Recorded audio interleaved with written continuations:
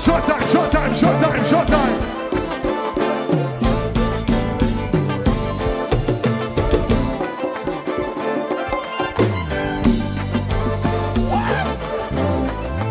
J'ai vite nous presser.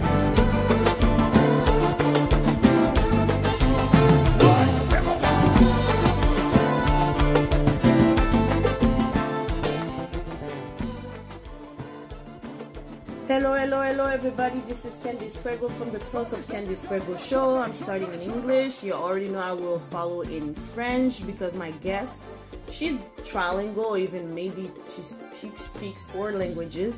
But the main language we might talk today will be French with some word of Creole depending how we feel.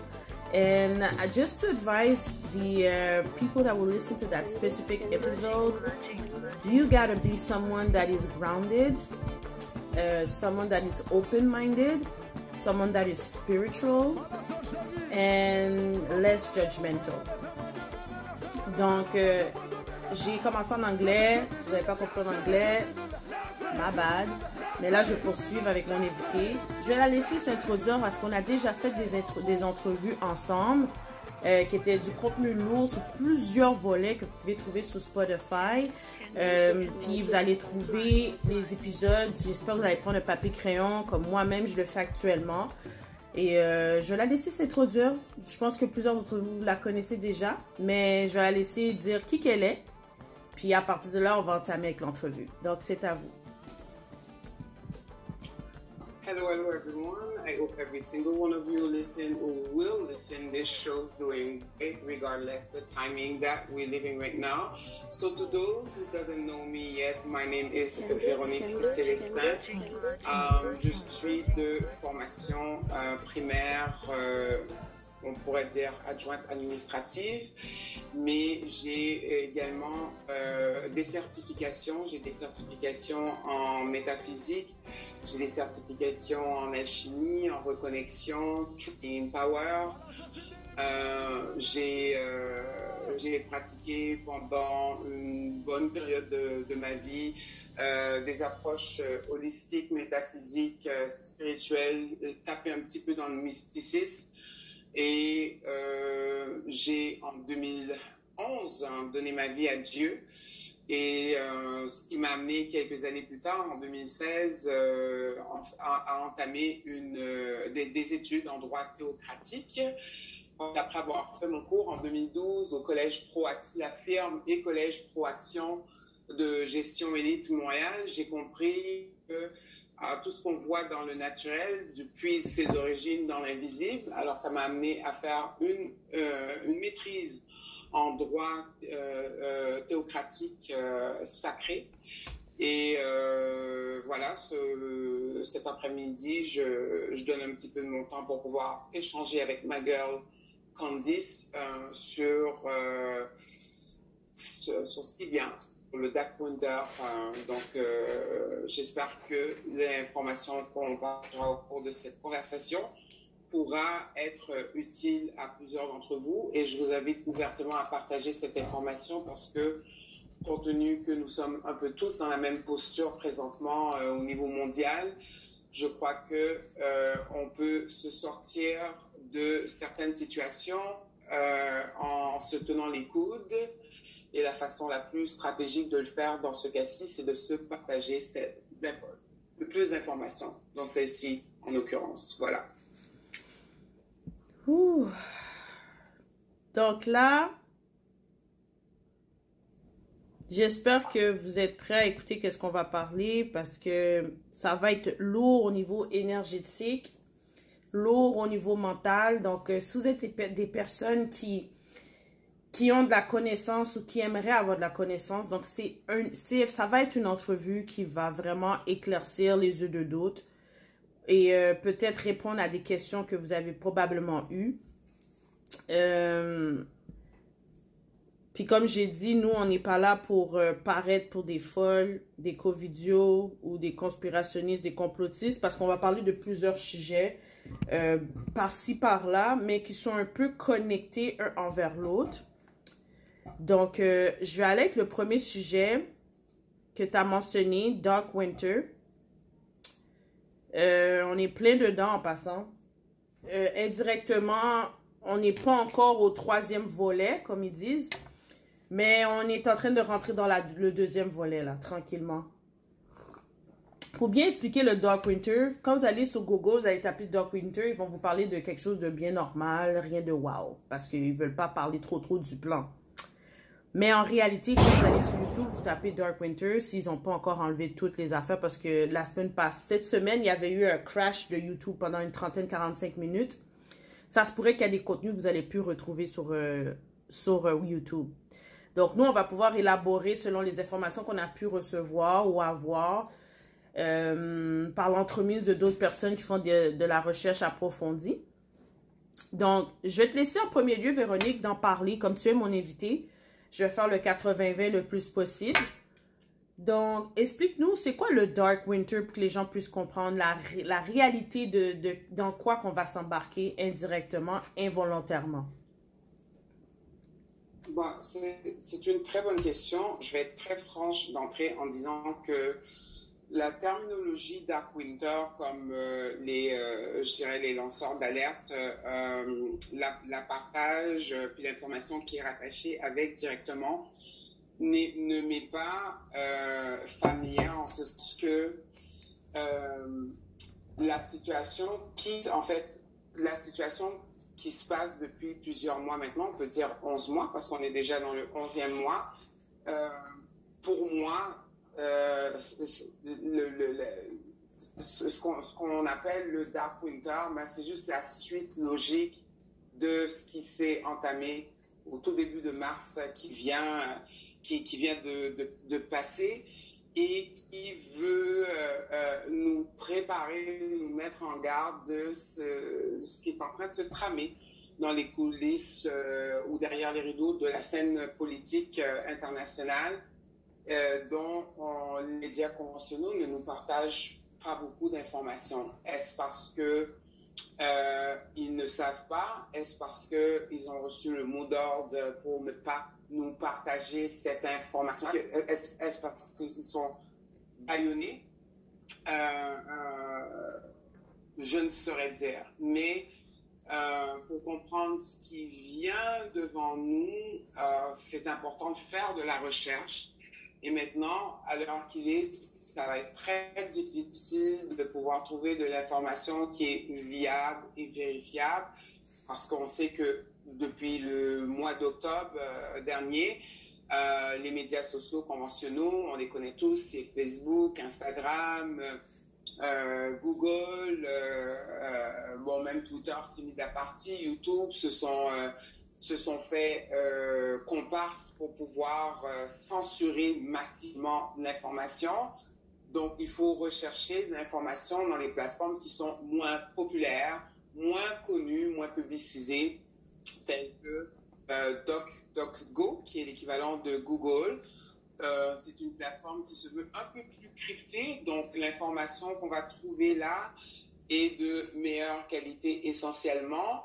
Et de deux, c'est aussi de l'information qui n'est pas publiée sur les plateformes conventionnelles ou les médias classiques comme on les connaît. OK? Donc, je dis ça sur le premier volet. Maintenant, Dark Winter, c'est qu'on rentre dans une période au niveau historique qui est très sombre pour toutes sortes de raisons. Donc, si on regarde des raisons logiques, on regarde ce qui se passe présentement, on regarde le silence qui se veut nébuleux des politiciens de la scène du moment. On regarde ce qui se passe étroitement aux États-Unis, parce que beaucoup de gens ne réalisent pas que ce qui se passe aux États-Unis va avoir une incidence. En fait, tout ce qui se passe aux États-Unis depuis l'histoire telle qu'on la connaît, j'allais dire de l'humanité, mais on ne peut pas pousser aussi loin que ça, parce que l'humanité, au niveau scientifique, est quand même beaucoup plus âgée que ce que nous, on connaît dans la rhétorique de ce qui nous est enseigné en histoire. Mais quand le destin en fait, pas seulement du Canada, mais en l'occurrence, puisqu'on vit au Canada, c'est important de comprendre que ce qui se passe aux États-Unis a un écho au niveau politique. Ici, au niveau économique ici, a une certaine influence sociale ici. Donc, on ne peut pas fermer les yeux complètement sur ce qui se passe là-bas. Et quand on regarde les autres pays qui sont assis au niveau de l'ONU, il y a 244 pays reconnus par l'ONU, bien qu'il y a beaucoup plus de pays que ça, mais il y en a quand même 244. C'est 184 pays qui sont plus ou moins paralysés à cette heure-là par la situation qui se passe au niveau mondial, quoi qu'on dise, qu'on y croit, qu'on n'y croit pas, qu'on reconnaît pas. C'est quand même les 2/3 du globe qui est paralysé et bâillonné par cette situation-là. Donc, ça annonce des choses qui sont peu glorieuses, peu lumineuses, peu positives, pas seulement pour ici, mais pour l'ensemble de ces pays-là. Dark Winter, pour certaines personnes, ils le voient comme ça va être sombre. Mais sombre à quel point? Sombre au niveau de provisions. Il va avoir une carence au niveau des provisions. Ça va affecter les personnes qui ne sont pas préparées depuis quelques mois. Il y a aussi l'électricité qu'on va perdre. Tranquillement, ils sont déjà en train de faire des tests un peu partout. Donc, une fois, c'est arrivé cette semaine chez quelqu'un, que je ne vais pas citer son nom, qui travaillait dans un endroit qui était gouvernemental, provincial aussi. Habituellement, ils ont toujours des alertes, des avertissements d'avance par courriel qui les avisent que oui, il va y avoir une interruption d'eau de telle heure à telle heure, il va y avoir une interruption d'électricité de telle heure à telle heure. Et malheureusement, cette journée-là, il n'y a eu aucune communication. Et l'interruption a duré pendant un bon 2-3 heures de temps. Que même, elle n'avait même pas eu besoin d'appeler Hydro-Québec pour qu'ils viennent. Hydro-Québec est venu sur les lieux eux-mêmes. Et ce qui était quand même étrange, c'est que c'était seulement l'espace où qu'elle était qui n'avait pas d'électricité. Donc, tout ce qui était avoisinant, parce qu'elle était en mesure de sortir dehors puis de regarder qu'est-ce qui se passait un peu, elle a constaté que toutes les autres places autour avaient de l'électricité. Donc, je me dis que les personnes qui ont pas pris note de qu'est-ce que certaines personnes nous avaient fait part au mois de juin, au mois de juillet et même au mois d'août, parce que depuis le 1er octobre, moi, j'ai constaté beaucoup de pages que je suivais ne le sont plus. Mais j'ai pris note de les informations qu'ils nous ont données. Même une journaliste à New York, elle avait mis une vidéo, puis sa vidéo ne pouvait plus être partagée, la vidéo ne pouvait plus être visible, au fait. Okay? Elle disait aux personnes de commencer à faire des emplettes de thon, de certaines choses à la maison, de quoi qui est périssable, parce qu'elle dit que ça va être une période qui va être difficile. En tant que journaliste, elle avait probablement pas le droit de faire mention de ça, mais elle a quand même pris le risque de le dire. Puis elle avait dit ça, les élections étaient en novembre, donc fin septembre. Donc là, présentement, tu sais, moi, je suis des groupes un peu partout dans le monde sur YouTube qui parlent, qui font des lives, que malheureusement, des fois, c'est interrompu. Puis hier, qu'est-ce que les gens parlaient un peu partout dans les États-Unis, c'est qu'il y a beaucoup de ruptures de stock, que même dans certaines épiceries, il n'y a plus rien, et que les gens se disent que c'est déjà en train de commencer, mais les gens ne le remarquent pas encore, parce qu'ils sont encore dans la possibilité de se déplacer d'une ville à une autre. Ouais. Puis là, on sait que le vaccin, c'est la promotion actuelle, là. C'est le vaccin. Mais comme, c'est plus deep que ça, le vaccin. Oui, tout à fait. En fait, oui, par rapport à ce que tu viens de dire, j'ai certaines de ces informations-là il y a quand même plusieurs mois, dont un ancien financier qui a pour, je crois, la Rothschild pendant plusieurs années. C'était un conseiller, il était un conseiller de planification financière pour ces gens-là qui a dit c'était au cours du premier trimestre de l'année. Donc, quand ça faisait peut-être quelques jours que la vague, je vais l'appeler C19, parce que j'en ai marre de dire le nom tout, dans son intégralité, informer les gens que, voilà, ceux qui avaient la capacité de le faire, c'était de leur argent rapidement des banques. Parce que les banques, enfin, cours de en grande ligne, les banques, on sait qu'elles utilisent les autres pour pouvoir faire des transactions, que ce soit d'une maison, que ce soit pour peu importe, qu'on ait donc $1, chaque dollar qui est dans notre compte bancaire, ce dollar-là est réutilisé de 10 à 20 fois ailleurs. C'est ça qui fonctionne. Donc là, on arrive devant une période de préparer ce truc-là. C'est pas quelque chose qui a été fait hier dans le garage d'un petit cul richissime, là. Et ce plan-là, ça fait 100 ans qu'il a été mis d'avance.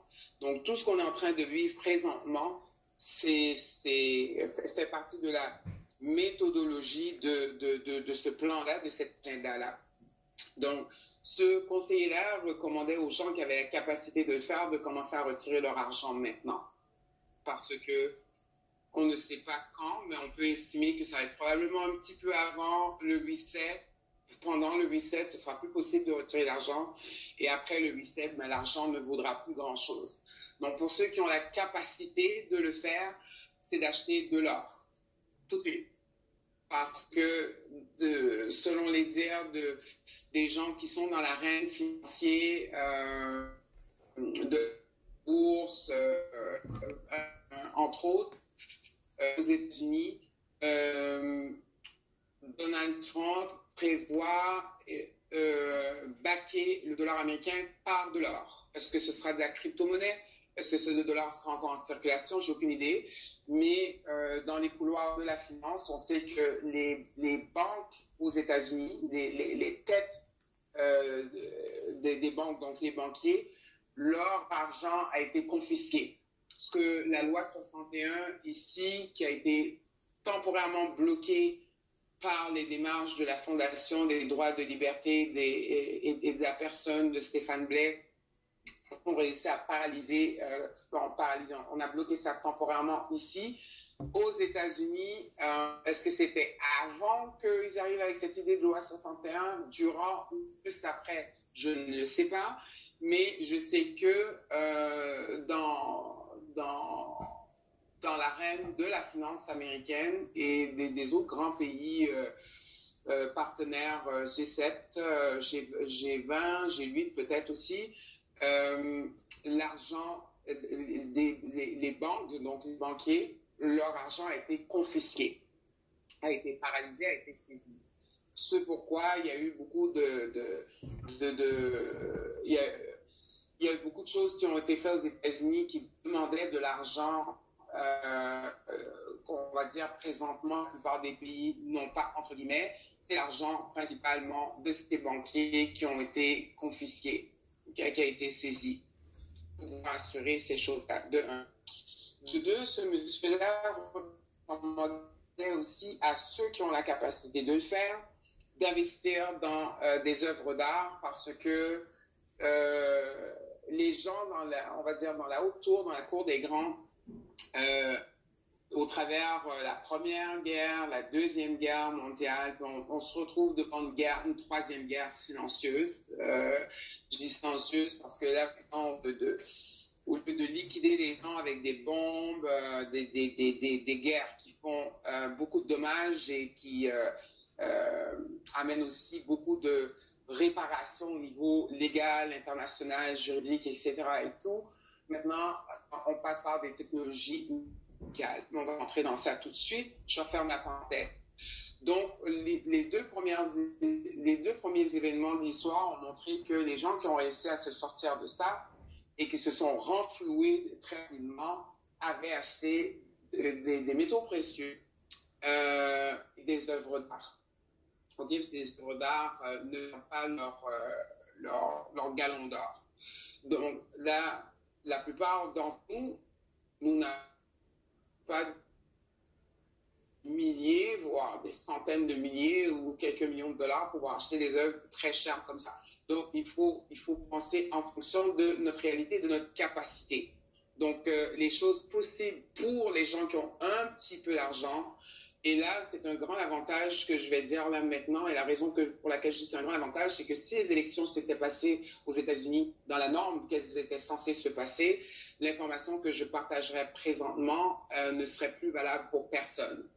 Mais compte tenu encore le délai qu'il y a avant que ça monte à la Cour suprême, que les choses s'officialisent, donc on a quelques semaines, on n'a pas des mois devant nous, c'est d'acheter des devises de pays qui présentement ne valent pas cher. Pourquoi? Parce que dans l'agenda de la grande élite politique internationale, ils veulent mettre par terre notre économie pour pouvoir remonter les petits pays dont la devise ne vaut pas grand-chose, de un. De deux, c'est d'avoir dit que depuis 2014, je ne nommerai pas les noms de tous les gens qui ont fait ça, la liste est trop longue, mais je vais juste prendre par exemple le CEO de Microsoft a vendu toutes ses parts et des États-Unis de ses actions aux États-Unis. Et il a plusieurs à avoir fait, mais c'est un des deux Roth qui a fait la même chose aussi. Ils ont liquidé tout ce qu'ils avaient en valeur active sur les actions, on va dire dans les pays occidentaux, principalement aux États-Unis, pour pouvoir aller s'installer en Chine. Donc maintenant, raisonnement logique qu'il faut avoir derrière ça, c'est si les grandes puissances, Microsoft, bon, on va même pas donner son nom, là, qui on parle, c'est le monsieur obsédé des virus. Alors, s'il lui prend retraite, démissionne de son propre conseil d'administration, déjà là, il y a un gros point d'interrogation. Il faut se demander pourquoi un milliardaire décide de quitter ou de démissionner de sa propre entreprise. Ça, c'est un. De deux, on sait que les deux Rock, ce sont des familles milliardaires, ce sont des familles, des puissances richissimes, et ça ne date pas depuis hier. Ils ont quand même 2 millénaires à leur actif. Ils ont commencé leur manège à l'époque de Napoléon. Ça fait quand même un peu plus de 600 ans maintenant que Napoléon n'est plus de ce monde. Que ces gens-là liquident tous leurs actifs, toute leur richesse. Il faut comprendre que ces deux familles cumulées ensemble possèdent une fortune et quand je dis fortune, il faut compter ce qui est cash, ce qui est en actif, ce qui est en action, immobilier, commercial, etc., etc. Ils ont une fortune équivalente de pas loin de 200 milliards de dollars US. Donc, pour vendre tous leurs trucs des pays où ils se sont enrichis pour aller s'asseoir en Chine. Là, c'est 2 points d'interrogation. Donc, on sait qu'il va se passer. Ces gens savaient qu'il allait se passer quelque chose et ils ont pris les précautions pour pouvoir se protéger. Donc, nous, monsieur, madame, quand même malheureusement beaucoup de gens dans la diaspora afrodescendante qui vivent sur le seuil de la pauvreté. Quels sont les recours qu'on peut prendre maintenant, pour pas dire hier, pour pouvoir nous protéger un minimum? C'est de regarder les pays qui ont des devises qui seraient potentiellement backées par de l'or et d'en acheter. Et de le faire idéalement avant la fin de décembre, parce que je soupçonne qu'après ça, ce sera déjà trop tard. Et là encore, il y a énormément de gens qui ont pris les devants et qui ont eu recours à ce que je viens de te partager là maintenant et que je partage à ton auditoire. sachant que les élections allaient venir, il y a énormément de gens, je dirais peut-être un tiers de la population qui a un peu de capacité, qui ont pris les devants et qui ont acheté des devises. Bon, d'acheter de l'or, c'est pas tout le monde qui peut acheter de l'or, mais d'acheter des devises qui sont potentiellement backées par de l'or, c'est quelque chose de très sage à faire parce que maintenant, au moment où je partage cette information-là avec toi, je ne sais pas à quel pourcentage précis que cette information-là est toujours d'actualité, mais je sais qu'elle l'est. C'est-à-dire, avant l'élection, t'achetais de la devise de pays étrangers qui peut être potentiellement backée par de l'or. Disons que t'achetais pour $10, c'est un exemple de roux. Ben, $10 canadiens t'achètes des roues, puis que ça te donnait, exemple, 100 000 roues, $100 000 du pays roumanien.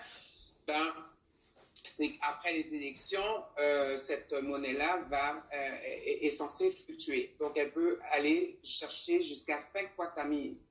Donc, c'est là où c'est intéressant pour des gens qui sont même sur le seuil de la pauvreté, ne serait-ce que vous aviez 50 ou $100 d'acheter un petit peu de monnaie, de pays évidemment dont leur devise est backée ou sera backée par de l'or. Ça va être très rémunérateur de le faire. Pourquoi? Parce que le petit $10 qui vous aura donné 100 000 roubles, pour rester sur l'exemple de la roube, ben, lorsque la monnaie va fluctuer, elle va valoir jusqu'à 5 fois sa mise. Donc, on parle de 1 demi-million de roubles. Et avec la roube, vous pourrez acheter de l'or puisque la roube est backée par de l'or. Ça, c'est le premier conseil au niveau économique que je peux donner aux gens qui puissent faire pour pouvoir assurer leur carrière. Ça, c'est un. Maintenant, au niveau de ce qui s'en vient en matière de pénurie économique, là, je ne sais pas à quel point ça va être facile ou difficile de faire ça. C'est quelque chose qu'il aurait fallu faire. Il aurait fallu faire ça au début du mois de mars, quand on a entendu que les choses seraient difficiles. Mais qui risque rien, c'est pas fou d'essayer, quitte à en acheter de l'étranger en ligne, acheter des graines. Acheter des graines, faire pousser pour faire de la culture intérieure. Parce que on y va toujours dans la même structure logique de pensée. S'il va manquer de pénurie, qui faut unir principalement les supermarchés, ce sont des fermiers. Donc, s'il va manquer de nourriture, la première chose que les fermiers vont faire, c'est qu'ils vont faire des réserves pour eux avant d'envoyer au supermarché. Hein? Oui, si on est devant une famine mondiale, les fermiers, les agriculteurs vont faire des réserves pour eux et leur famille et après vendre. Donc, ce qui va rester pour vendre, ça va monter excessivement. Mais c'est déjà comme ça aux États-Unis. J'ai vu, c'est-tu hier ou avant-hier, que les gens partageaient que les produits nettoyants, ils ont quintuplé, whatever. C'est venu 5 fois plus cher. Ouais. Il y a des produits non périssables que ça a quadruplé. Ouais. Il y a des produits qui sont venus tellement rares que c'est venu 8 fois plus cher.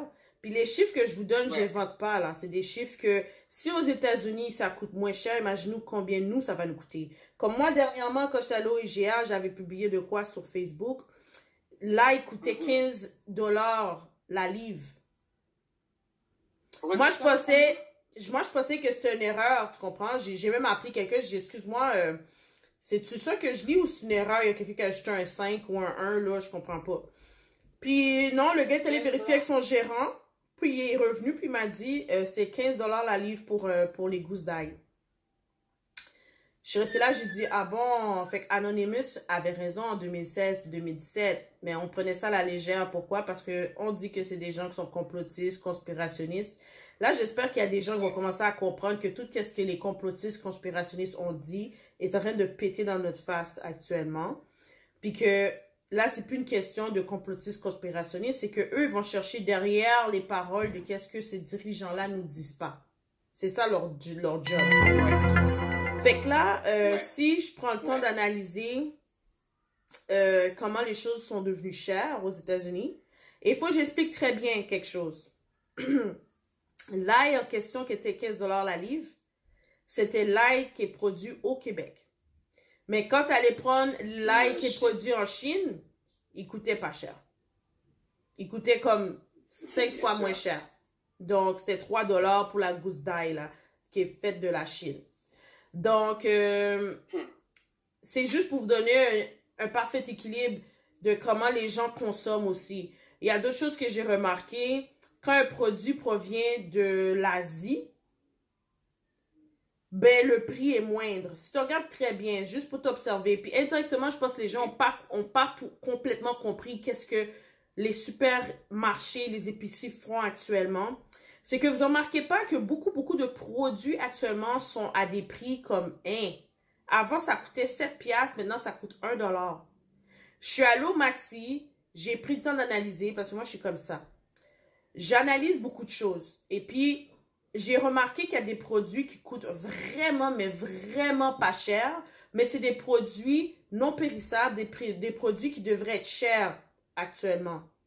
Donc, indirectement, parce qu'ils ne peuvent pas parler, ils agissent, ils nous parlent par des codes et ils agissent par des chiffres.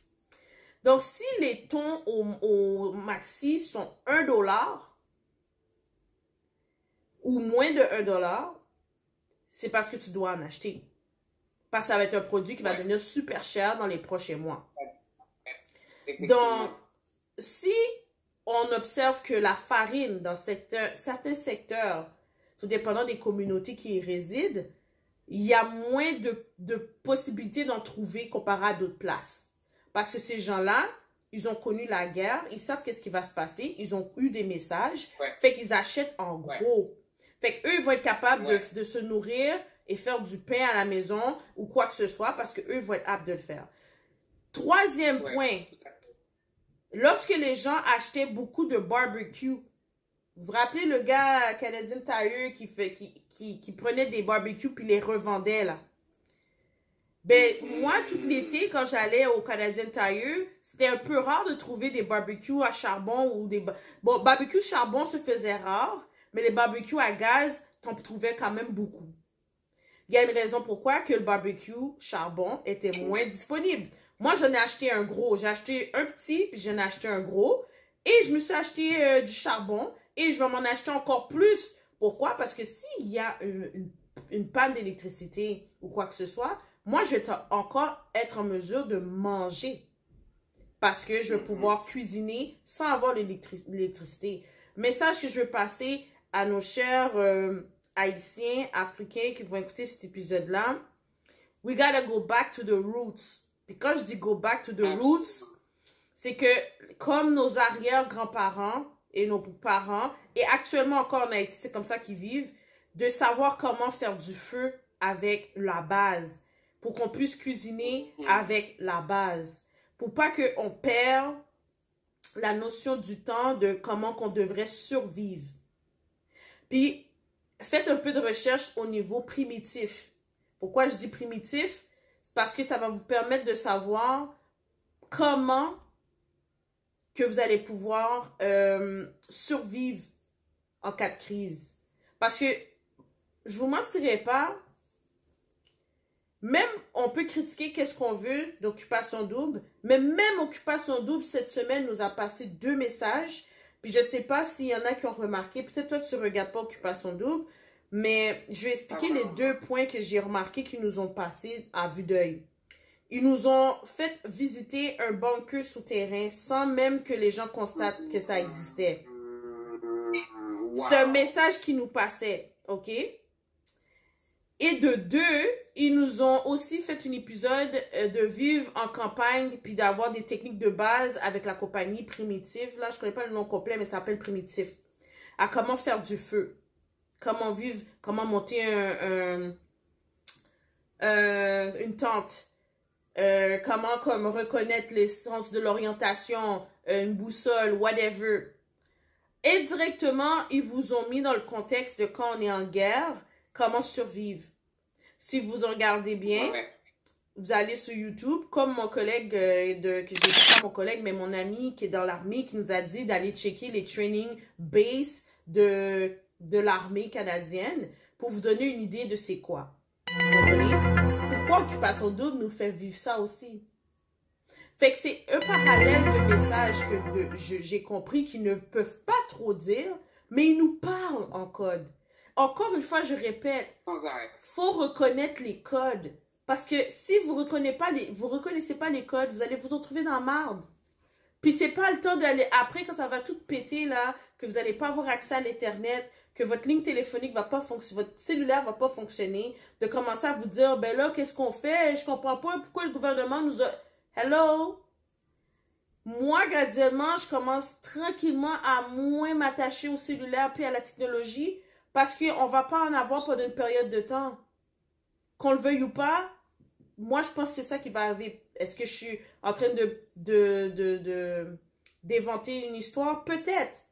Mais je doute bien qu'on va nous priver de nos biens parce que l'année passée, ils nous ont très bien travaillé en mars. Je vais toujours m'en rappeler. Il y avait une panne générale à travers le Québec. Puis qu'on a fait... Moi, je me rappelle, j'ai fait au moins 3 ou 4 jours sans électricité chez moi. Puis je sais qu'il y en a d'autres, c'était plus long que ça. Il y en a, c'était 1 semaine, 2 semaines. Mais ces 3-4 jours-là, dès le premier jour qu'il y a eu la panne d'électricité, le quartier, là, tout le monde parlait avec tout le monde dehors. Les voisins parlaient avec les... Je m'en rappelle comme si c'était hier. Tout le monde parlait avec tout le monde.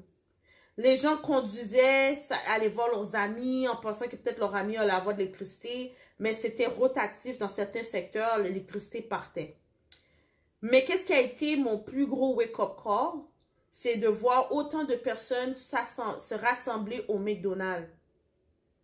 Tout le monde était au McDonald's pour essayer d'avoir le Wi-Fi, pour brancher leur cellulaire.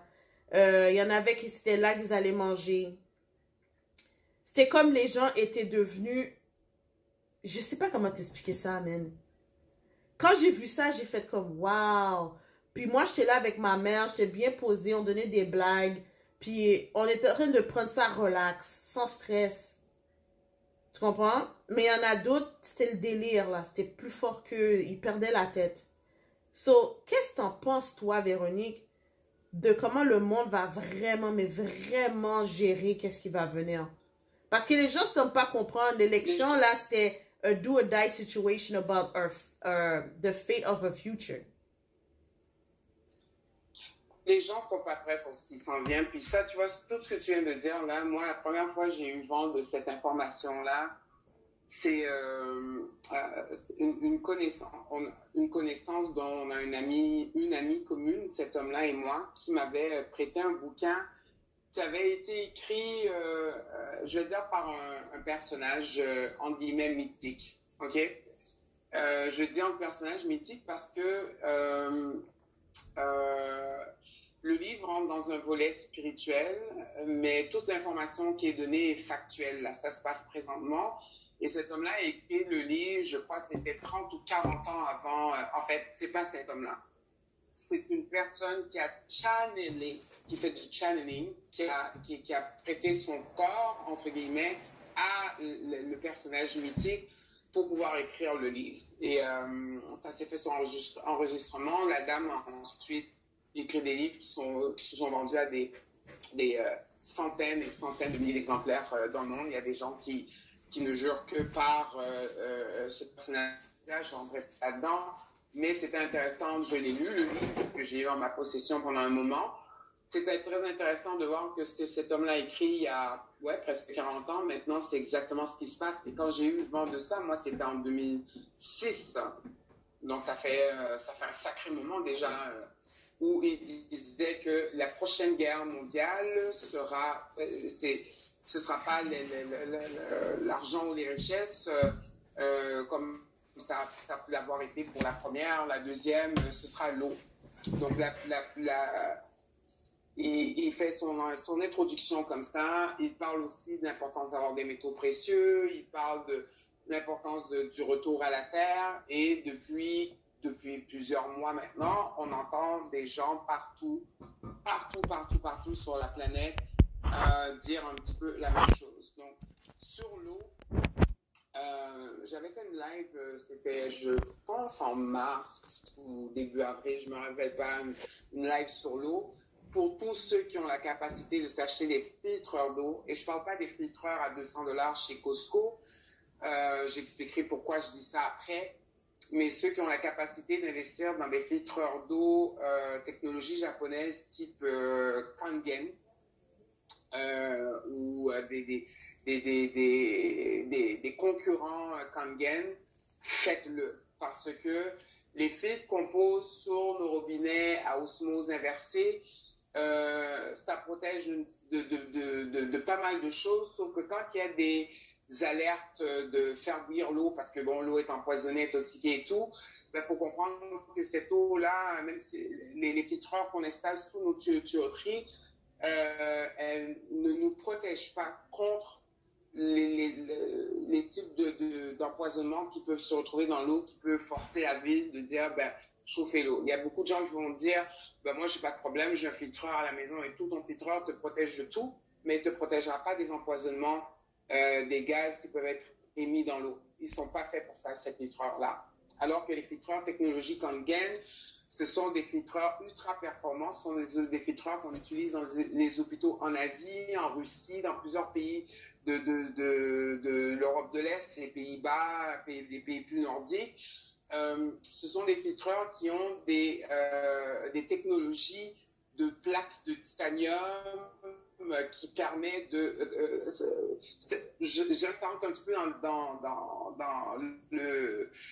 l'avant-gardiste Tesla, c'est l'électricité qui tue tout ce qui n'est pas supposé être dans l'eau, qui n'est pas de l'eau, et ça rend les particules de l'eau ultra fines, donc ce qui fait en sorte que quand on boit un verre d'eau de ce type de technologie-là, ça rentre 6 fois plus vite dans le corps, ça l'hydrate, ça le protège d'un paquet de trucs, de un, et de deux, ces filtreurs-là, vous pouvez les transporter. Donc, si vous avez à déménager ou à quitter la maison parce qu'on se retrouve plongé dans la noirceur pendant un moment et vous allez chez les gens qui, eux, ont de l'électricité, ils seront bien contents que vous aurez cet appareil-là pour pouvoir troquer un service pour leur hébergement ou peu importe.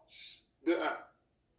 De deux, j'ai lu un article il y a quelques mois et ça m'a fait, je ne devrais pas dire que ça m'a fait sourire parce que c'est même pas drôle, mais ça m'a même pas étonné en fait, parce que quand j'ai lu l'article, je me suis rappelé de ce personnage qui a écrit le bouquin. Le personnage en question, il s'appelle Ramtha, donc il y a peut-être des membres de l'auditoire qui ont déjà entendu parler de Ramtha ou même lu de ses bouquins. Et l'article disait qu'ils ont trouvé des particules de C19 dans l'eau.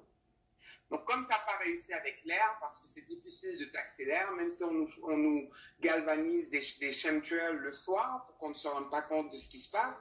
Et je ne sais pas si dépendant des districts où vous habitez, mais moi j'ai remarqué depuis environ un mois, de temps en temps, on a des odeurs d'émanation de gaz bizarres, de trucs qu'on n'a pas connus jusqu'à l'année dernière. Ça arrive de plus en plus souvent, pas quotidiennement pour pas qu'on se rende compte de suite, mais il y a des émanations de gaz bizarres à partir d'une certaine heure le soir qui est relâchée dans les airs. Et je le sens, parce que d'habitude, j'aime bien garder les fenêtres un peu ouvertes à la maison pour aérer. Là, le soir, je les ferme parce que c'est épouvantable cette odeur. C'est vraiment de quoi faire quelqu'un tomber malade. Alors, ils n'ont pas réussi avec l'air.